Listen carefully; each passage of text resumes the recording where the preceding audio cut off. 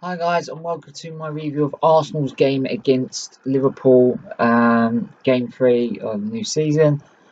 And this would be our biggest test going up against the European champions, current European champions, 6-time European champions. God, I wish Arsenal had won that many. Um, yeah, so um, we expected to have a very, very tough ask to try and even get a point from Anfield. We know how good Liverpool are, especially at home. Uh, and yeah, it was always going to be a tough ask. And obviously, it proved it in the end. It proved to be too tough. But I think we gave them, compared to last season, a real good game of it. Especially the first half. I feel the first half we were on top.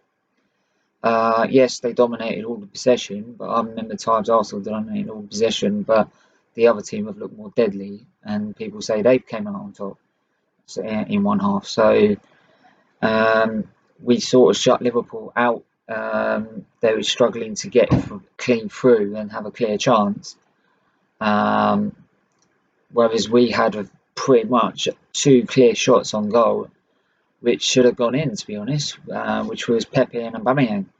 Aubameyang, that was after the keeper made a dreadful error, Adrian, because obviously Alisson Becker is injured at the minute, so they're using their sub goalkeeper. Um, and yeah, he made a howler to Aubameyang, but it was just wide, and though Aubameyang tried to lift it over him out from outside the box, it went just wide, so he got away with it. And then Pepe was through, did all the hard work with two defenders, skipped past through, and then fluffed his lines or fucked his lines up. I was shooting it straight at the keeper, put it left or right, it was goal all day long. Um, but he has shown that his time will come. We have to be patient.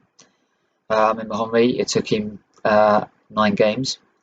It took Bergkamp another 9 games to get started, so you have to be patient. And when he does get his first goal, I think they'll start flooding him. Same as with Aubameyang, who's already on goal scoring form already. Um, yeah, so yeah, at the end of the first half, yes, they scored for a set piece, which I feel, looking back at originally, when I first looked at it, I thought Guendouzi has been fouled. Right, Van Dijk's fouled Guendouzi. Looking back at it, I've seen Socrates pull his shirt, and then Guendouzi being caught in the middle of that. So obviously he couldn't get up to defend Matip, because obviously the two of them were so focused on Van Dijk, uh, and it left Matip with a free header. Um, whether there was something in the Van Dijk Guendouzi handling with each other, but I don't know. But obviously the ref and the VAR, obviously they check every goal and they didn't find anything. Um, whether they're right or wrong about that is another instance, because I still think they're clearly wrong about the Tottenham decision last week. Obviously this week they haven't got the luck of the VAR this week. But I'll mention that in the preview when that comes along.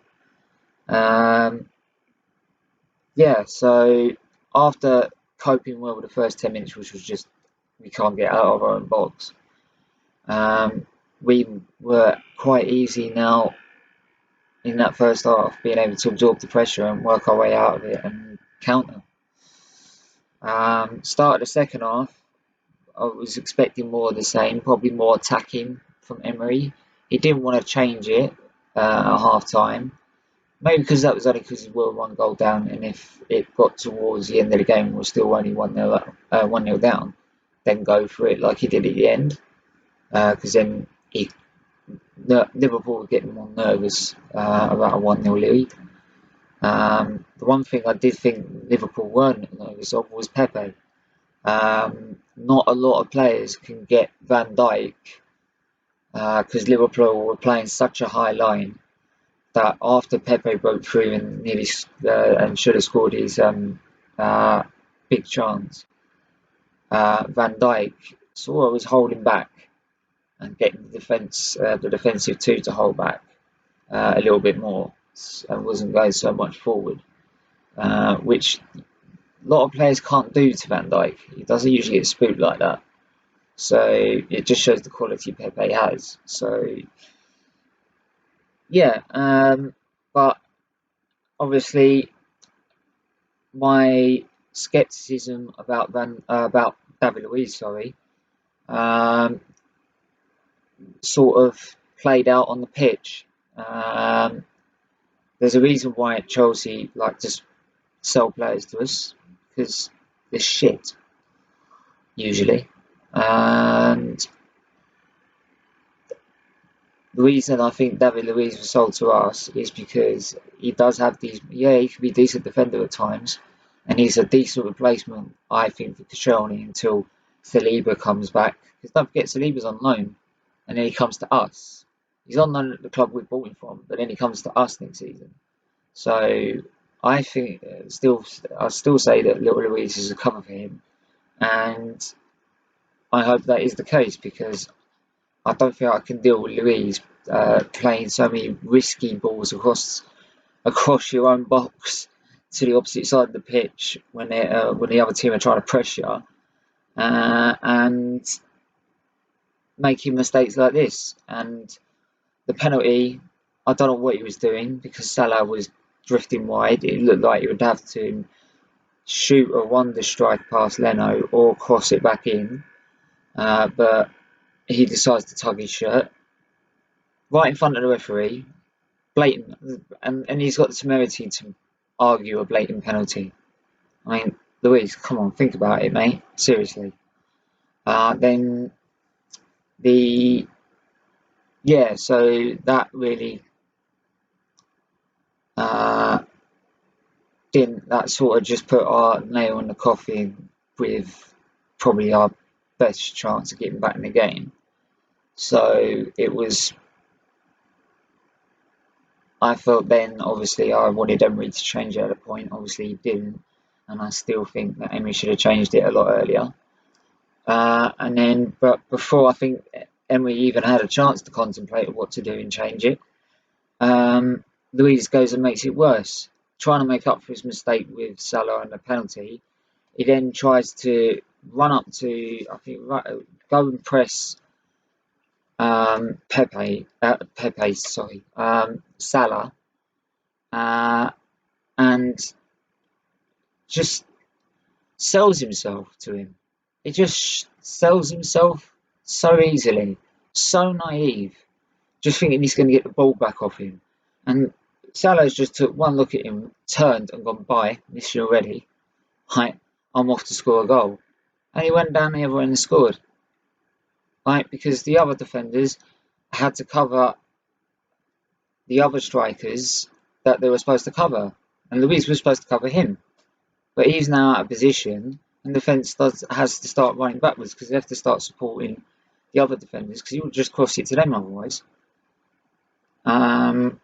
So in those two moments, the game's gone. Obviously, then you go all out, and we did in the end, and we got a goal back through to error, which made the scoreline look better. But if you look to it, Liverpool only scored one goal in open play against us. If you compare that to last season, I think one was a penalty, the others was a corner, that's two, and the other three were open play. And I think most of those were before before the end of the first half. So we've managed to keep it 1-0 by half time. Managed to shut them out in open play for the whole of that half. When we've gone 1-0 down, we have not dropped our heads. Probably apart from Luiz's. And even then, we've gone 3-0 down. We haven't just totally capitulated and let Liverpool run riot. We've stood up, be counted. Yes, Liverpool might have just taken their foot off the gas, thinking it's 3-0 now, we've got 3 points. But we've managed to still get a foothold back in the game, get a goal back at least, and just restore a little bit of pride, which is a lot more pride than we had when the fans walked out of Anfield last season. So yeah, it's gutting. It's a gutting defeat because we could have got something out of the game, and it's silly errors that have just cost us. But you got to think we are still. The way I see it at the minute, we've now got our front three. Like Liverpool's got their front three. Right, Liverpool's front three and our front three are two of the deadliest front threes. Right, in not just English football but world football. It's deadly. Lacazette, Aubameyang, Pepe, Mane, Salah, and Firmino. Deadly, right? Our midfield is borderline with theirs. Probably they've got the better midfield, especially when it comes to quick interplay and being able to be relaxed on the ball and basically be able to play on the ball a lot freer, a lot quicker, and more clinical. Because they weren't that clinical in the first half, but second half they showed how clinical they were on the ball. But our defence obviously is still 1 or 2 years behind, and we've got defenders that we know are good to come back from injury, Holding and Bellerin, which should be October, and we still got Saliba to come back from loan. So another defender could be just one big leader of a defender or defensive mid could be just the answer to all our problems, and then we should have a decent enough squad. But yeah, so Liverpool, well done. You were the better team. I know a lot of Liverpool mates, and they won't like they'll banter, but they won't like rub it in so much. I feel like hope not. I hope not. But yeah, but I hope they actually go on and win the title this season. Not because they haven't won it for so long, just because Man City, they're cheats. I'll say this on YouTube. I don't give a fuck what they say. Like, you're fucking cheats. Right? The fact you've been only fined for breaking financial fair play twice, while clubs like us have got to fucking scrimp and save, right? Not allowed to fucking buy any players, only loan players, right, during the transfer window because we've got to meet regulations. Yet you've got the temerity to fucking break it, right? Twice, right? No wonder I want Liverpool to win the fucking league, right? Because, and unfortunately, the FA have also got no fucking bollocks because they're going to say, yeah, it's UEFA's problem. But what they've also let them do is if UEFA haven't got the bollocks to do it, you should do it as well. Because what they've done is now monopolise the fucking Premier League. So now every season everyone's going, oh, Man City will win it. They've got two players for every position. They're going to win it, right? Look. So what? Liverpool gave them a great one, but yeah, Liverpool win it. Right? They're monopolising the Premier League. That's why I want Liverpool to win it, to stop it. Right? And also prove that you don't have to buy the Premier League. Right? You can spend money in your means and still win it. Right? That's what Liverpool have done. They sold their assets and bought and invested in areas they needed to. So yeah. So Liverpool, do us a favour, beat the hell out of Man City this season, win the title, right? Stop Man City monopolising the Premier League, right? And the FA, UEFA, grow some fucking bollocks and ban fucking Man City from the Champions League, from the Premier League. You can fucking deduct points from fucking Bury, right? You can deduct them points, right? Threaten them with fucking liquidation and fucking expulsion from the league, right? Fine them to Kingdom Come with money they ain't fucking got. This is also the same for Bolton Wanderers, because today they've got to try and find another buyer, otherwise they're expelled. Yet you can just fine Man City an amount of money which is peanuts, right? It's the amount of what's in this little money box to them, right? 2p. That's how much it means. 300 grand. That's how much it means to Man City. 2 pence, right? There's more than 2 pence in it, but it's all 2p's and 1p. That's how much it means to them. You can only fine them. They ain't gonna learn and they ain't gonna stop until you fucking ban them from something. Ban them from the league for a season. Deduct them points, right? Do something, right? Because I tell you what, I bet if it's any other club, there'd be serious consequences for them. That's my rant for the day. Let's go for the player ratings. Back to the review. So, yeah, Bernd Leno in goal. I'll give him an 8. He played really well. Couldn't do anything about the 3 goals. Penalty you can only guess. It's a lottery. The 3rd goal, you couldn't do any better. Salah was through. 1st goal, obviously, powerful header. There's no way he's going to say that. Maitland-Niles is 6. He struggled down the right hand side. Came forward when he could, because obviously he had to do a lot of defending. He worked really hard. But you can tell by the end of the game how hard he was working, because he was knackered. A lot of the team was knackered chasing the ball. But he worked hard and did not too bad. I was tempted to give him a 7, but because the defence had let 3 goals in, and some of it was on his side, some of it was on their side, means he'll get a 6. So, but you can be pleased with his performance. Socrates, Maitland-Niles can be pleased with his performance because of last season. Socrates, I'll give him a 6. Could have been better in goal. Don't know why I was holding Van Dijk's shirt. I think if the goal probably didn't go in, they would have had a shout for a penalty.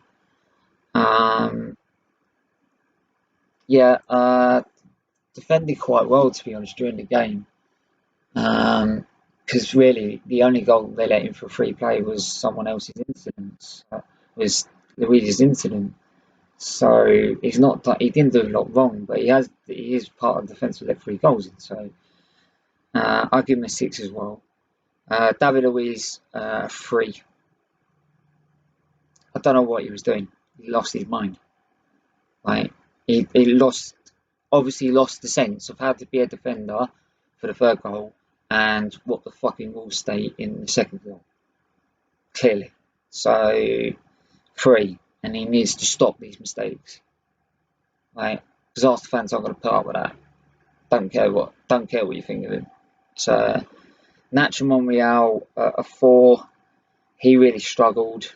I feel a lot of the crosses were coming off the left side, on his side, particularly on the 2nd half. I don't think he could have done too much about Salah. He probably could have gone to him and just tried to make a challenging. So I think he's probably, but at times it was like at times it was like the Burnley game where Luiz had to step in a couple of times and help out. So he gets a 4. Now we move into the midfield, and he played sort of a diamond for this game. or you can call it a 4-3-3, but it was more of a 4-4-2 diamond. So we had Granit Xhaka in front of the back four. He gets a 7. I think he did did his job very well, did his tasks very well. Didn't make too many mistakes and helped, especially the first half, in helping us getting the ball out of the half. Helped us cope with the first 10 minutes as a defensive unit. Was well played his duties there, as well structured. Then helped us get being able to break and counter quickly. So I give him a 7. Guendouzi was on the left side of this diamond. A 6 between him and Monreal. I think because he was out of position, he was going to struggle. He was being asked to be basically on the left side and help Monreal out. And obviously it was going to be difficult. So Guendouzi, I give a 6. Willock, again, was very impressed with him. I think that his first 3 games, he can be really proud of himself. He's been absolutely brilliant. So I give him a 7. Danny Ceballos, a 7. Made a few mistakes at times. I think that's probably because of the amount of pressure Liverpool were putting us on the ball, especially in the first half, in terms of trying to get it out of our half. That was making sure we were pinned in. But grew into the game and helped us counter very quickly with Pepe and Aubameyang up front. Moving on to them, my man in the match was Pepe, despite his miss. In fact, I did say I'll give him an 8, but I'll give him, I give him an 8 because he caused Liverpool the most amount of problems throughout the game. He really did. Scaring Van Dijk to the point you take 2 steps back and make sure that the defensive cover was there. A lot of players can't do that to Van Dijk. So, I'll give him an 8 for that. He was my man in the match. Aubameyang, it would have been an 8 if he scored that chance he had. But he linked up well with Pepe, helped. Was very good defensively, actually. He helped us out a lot, and Pepe as well. It was very. What was also good about it is the team at times defended as a team. So the first 10 minutes, especially, you saw even Aubameyang and Pepe at the back helping out, which meant obviously we're pinned in, but it just helped us got through the first 10 minutes without conceding. So. They played absolutely brilliantly, the pair of them. And actually, for that reason, I actually give them an 8, despite him missing that. So they both get an 8 for me. Torreira, I give an 8. He made an impact as soon as he came on. Not just because he scored the goal, he he gave fresh legs in the midfield, pressing Liverpool, who, take the foot off the gas, but was very direct in his pressing and being able to make quick turnovers and get us more up the field in terms of holding up the ball, which is what he's great at. Takes a lot of tackles for that as well, so I'll give him an 8. It was definitely the one who made most impact. Lacazette, a 6. No, a 7. He played very well with Pepe, Aubameyang, and Lacazette up front as a 3. They became much more of a threat to Liverpool towards the end of the game. That's why a lot of people were asking why was he coming on so late when we already were 3-0 down by that point. We should have done it as soon as we went 2-0 down, but